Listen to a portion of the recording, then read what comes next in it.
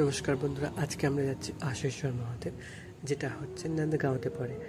নন্দগাঁওয়ে নন্দমহল দেখে বেরিয়ে আসার পর যে সামনে মেন রোড আছে, তার থেকে একটু গলির ভেতরে আসলে মানে এই মন্দিরটা অ্যাকচুয়ালি মাঠের মাঝখানে অবস্থিত, গ্রামের ভেতরে। তো এর পেছনে একটা খুবই মজাদার গল্প আর কাহিনী আছে, যেটা আমি মন্দিরে গিয়ে বলবো। আমরা চলে এসেছি মন্দিরে। গেছে আশেশ্বর মহাদেব, আমার পেছনে আশেশ্বর মহাদেবের মন্দির। তো এটা হচ্ছে আশেশ্বর মহাদেবের মন্দির।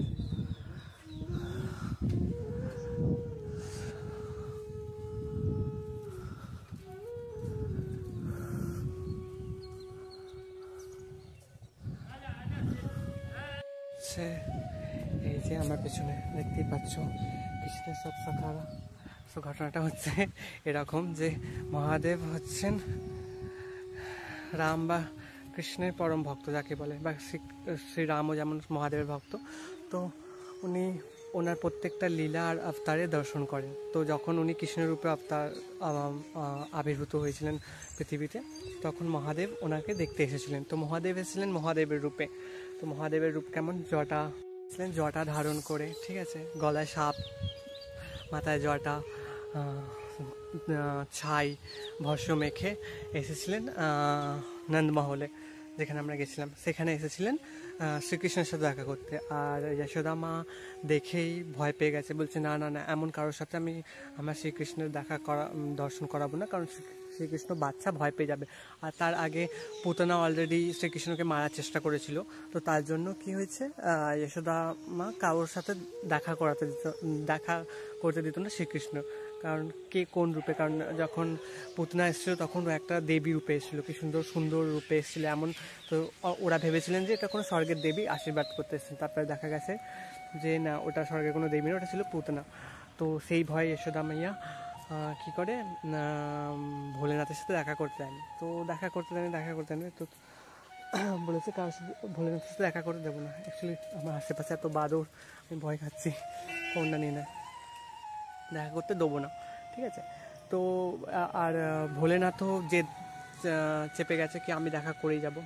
তো কিন্তু যশোদা মাইয়া দেখা করতে দেয়নি, ঠিক আছে। তো তারপরে তার কিছুক্ষণ পর যখন ভোলেনাথ চলে গেছেন, তখন শ্রীকৃষ্ণ কাঁদতে শুরু করেছে। মানে এত কাঁদতে শুরু করেছে যে কিছুতেই ওনাকে আর থামানো যাচ্ছে না, মানে কৃষ্ণ থামছে না। ওটা ওনার লীলার মধ্যেই পড়ছে, কারণ উনিও শিবের দর্শন করতে চান, তো থামছে না।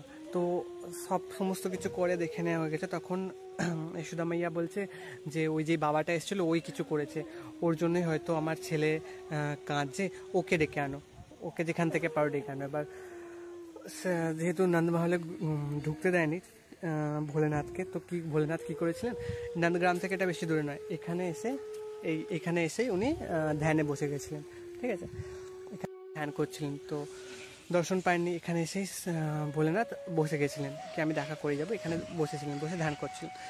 তো তারপরে যশোদা মাইয়া সবাইকে খুঁজতে পাঠিয়েছিলেন, কে খুঁজে আনো ওই সাধু মহাত্মাটিকে, যার জন্য আমার শ্রীকৃষ্ণ কাঁদছে, নাহলেও কান্না বন্ধ হচ্ছে না বলে। এবার গোকুলবাসীগণ সবাই এসে ভোলেনাথকে ডেকে নিয়ে গেছে। ভোলেনাথকে যখনই ডেকে নিয়ে গেছে, ভোলেনাথকে দেখে শ্রীকৃষ্ণর কান্না সঙ্গে সঙ্গে থেমে গেছে, কারণ উনিও চেয়েছিলেন ভোলেনাথের দর্শন করতে আর ভোলেনাথকে এই রূপে দর্শন দিতে।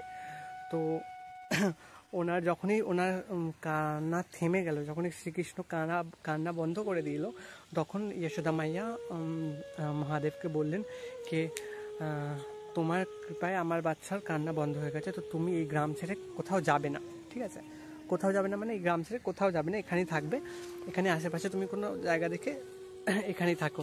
তো তখন মহাদেব কী করেছেন, এখানে এসে শিবলিঙ্গ রূপে এখানেই থেকে গেছেন। তো তবে থেকে এটা মান্যতা আছে যে ভোলেনাথ এখানে স্বয়ং বিরাজ করেন, যিনি অপেক্ষা করেন শ্রীকৃষ্ণের দর্শন পাবার জন্য।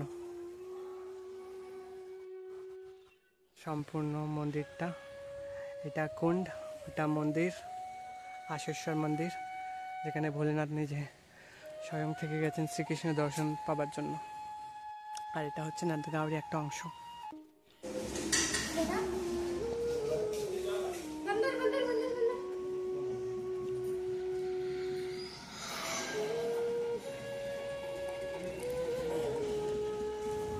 তো আমি সবাইকে রিকোয়েস্ট করবো যে বৃন্দাবন বা বারসানা আসুক, সে অবশ্যই এই মন্দিরটা এসে ঘুরে যান।